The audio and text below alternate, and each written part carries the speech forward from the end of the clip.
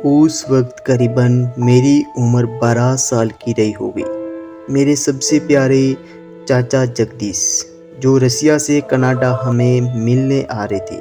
चाचा जगदीश ने बहुत ही ट्रेनों में सफ़र किया हुआ था।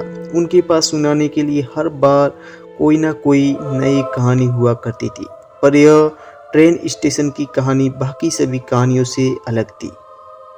दोस्तों, आप सभी का स्वागत है आज की इस खूनी डरावनी दास्तां में।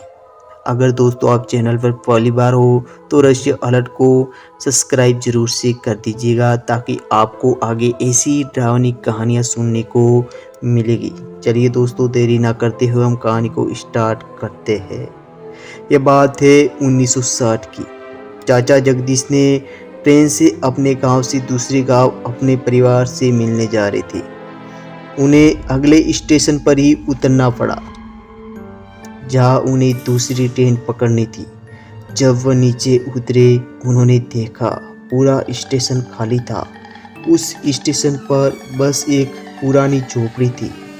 चाचा जगदीश ने देखा एक कीचड़ और मिट्टी से भरा रास्ता जंगल की तरफ जा रहा था, पर उस रास्ते पर कोई नहीं था। चाचा जगदीश ने बहुत देर तक अगली ट्रेन का इंतजार किया और उस स्टेशन पर कोई ट्रेन नहीं आई। वो सर्दी का मौसम था, अब हवा भी बहुत ठंडी और आसमान लग रही थी। चाचा जगदीश को भी अब चिंता होने लगी थी। वो सोएंगे कहाँ? भूख के मारे उनके पेट में चूहे दौड़ रहे थे कि तभी उस कीचड़ और मिट्टी भरे जंगल के रास्ते से एक बूढ़ी औरत आई और उस औरत ने चाचा जगदीश से पूछा कि वह अगली ट्रेन का इंतजार कर रहे हैं। चाचा जगदीश ने वहाँ एक अगली ट्रेन का इंतजार कर रहे उस बूढ़ी औरत ने कहा कि वह इसी इलाके में रहती है और अगली ट्रेन कल दोपहर तक नहीं आएगी। चाचा जगदीश को यह सुनकर चिंता होने लगी। तभी उस बूढ़ी औरत ने कहा, अगर तुम्हें रात के लिए सोने के लिए कमरा खाना चाहिए तो मेरा घर स्टेशन से आधा किलोमीटर दूर है।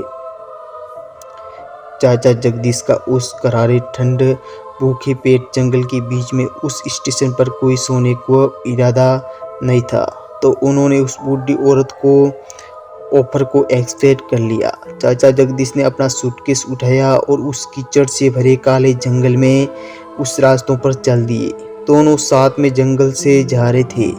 चलते चलते काफ़ी टाइम हो गया था, लेकिन वो आधा किलोमीटर वाला घर तो अभी तक नहीं आया था। 1 घंटा हो गया, ये पता ही नहीं चला और आखिरकार वह उस बूढ़ी औरत के 2 मंजिले घर पर पहुंच गए। चाचा जगदीश बहुत ही थक गए थे। वह घर के अंदर चले और उस बूढ़ी औरत ने मोमबत्ती जलाई और चाचा जगदीश को खाना परोसा। जब तक चाचा जगदीश खाना खा रहे थे, उसने चाचा जगदीश के लिए गर्मा गर्म सूप बनाया और जब वो चाचा जगदीश को सूप परोसने के लिए आगे बढ़ी, तब जाके चाचा जगदीश को उस बूढ़ी औरत का मुंह मोमबत्ती की रोशनी में साफ नजर आया। वह यह देखकर चौंक गए। जब उन्होंने रिलैक्स में अपना सुख खत्म किया और उस आदमी से पूछा कि उन्हें सोना कहाँ है, और आदमी उन्हें सीढ़ियों के ऊपर एक छोटे से कमरे में ले गया। उस कमरे में ज़्यादा कुछ नहीं था, बस एक छोटी सी खिड़की, एक बड़ा सा बेड था। चाचा जगदीश ने उस आदमी को सोने के लिए कमरा और खाने के लिए शुक्रिया अदा किया और गुड नाइट कहा। उस आदमी ने कमरे का दरवाज़ा बंद किया और बाहर से लॉक कर दिया। दरवाज़ा एकदम से बंद होने पर चाचा जगदीश चौंक गए। उन्होंने उस आदमी को आवाज़ दी, पर उस आदमी ने जवाब नहीं दिया। चाचा जगदीश ने सोचा वह इस बारे में उस आदमी से सुबह बात करेंगे। क्या पता इस आदमी ने गलती से दरवाज़ा लॉक कर दिया हो। चाचा जगदीश ने अपना सूटकेस नीचे रखा और थकान के मारे वह सीधे बेड पर लेट गए।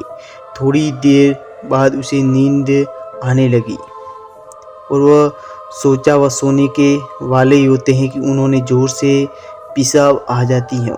वह बेड से उठ जाते हैं। उस कमरे में कोई बर्तन या कोई बाल्टी ढूंढते हैं जिसमें वो पेशाब कर सके। पर पूरा कमरा खाली होता है। चाचा जगदीश जमीन पर लेट जाते हैं और अपना हाथ बेड के नीचे डालते हैं, इस उम्मीद से कि उन्हें कोई बर्तन मिल जाए, और कुछ ही देर में उनको हाथ में एक बर्तन भी लगता है। जब वह जल्दी से बेड के नीचे आ रही चादर उठाते हैं तो वही देखते कि उन्होंने रोंगटे खड़े हो जाते हैं। वहाँ कोई बर्तन नहीं बल्कि एक मुर्दा लाश होती है। चाचा जगदीश बिना वक्त गवाए वहाँ से खड़े होकर भागते हैं और खिड़की खोलने की कोशिश करते हैं, पर वह खिड़की की कील ठोकर बंद की हुई थी। चाचा जगदीश ये समझ गए थे कि वो इस कमरे से बाहर नहीं निकल सकते। मुर्दा लाश बनने से कोई उन्हें नहीं बचा सकता। अगर वह उस खिड़की की कांच को तोड़ देते हैं तो नीचे वह आदमी और उसके साथ अगर कोई होता तो वो चाचा जगदीश को सुन लेते। उन्होंने भागने से पहले पकड़ भी लेते। अब उनके पास एक ही ऑप्शन बचा था, उन्हें वैसे ही किया। उन्होंने उस मुर्दा इंसान की बॉडी को बेड के नीचे बाहर निकाला और बेड पर लेटा दिया, और बाद में चाचा ने डंक दिया और खुद के बेड के नीचे छुप गए। उन्होंने वहीं पर इंतजार किया और लगभग आधे घंटे बाद उन्हें सीढ़ियों के ऊपर आते फुट स्टेप की सुनाई दी। दरवाज़ा खुलने की एक छोटी सी आवाज़ आई और आवाज़ का लॉक घुमा खिड़की से आ रही थी। उस रोशनी में चाचा जगदीश एक आदमी के पाँव देख सकते थे। वह पाँव बेड की तरफ आए। उन्होंने जोर जोर से बेड को पीटने की आवाज़ सुनी। उस आदमी ने बड़े के ऊपर उस मुर्दा इंसान के शरीर पर जोरों से वार किया और पूरा का पूरा उस मुर्दा को वहीं पे कस के पकड़ के उस लाठी डंडों से पीट दिया। अब पूरे कमरे में एक अजीब सा सन्नाटा छा गया था। कुछ ही देर में वह आदमी उस कमरे से बाहर चला गया और उसने दरवाज़ा फिर से लॉक कर दिया। चाचा जगदीश उसके सीढ़ियों से नीचे उतरने के फुट स्टेप में साफ साफ सुन सकते थे। फिर एक बार हर तरफ सन्नाटा सा गया। चाचा जगदीश ने वह उस मरे हुए मुर्दे को बेड के नीचे से डाल दिया और उन्होंने बिना आवाज़ किए वहाँ से निकलने की कोशिश की और खिड़की को खोलते हैं और वो वहाँ से भाग निकलते हैं।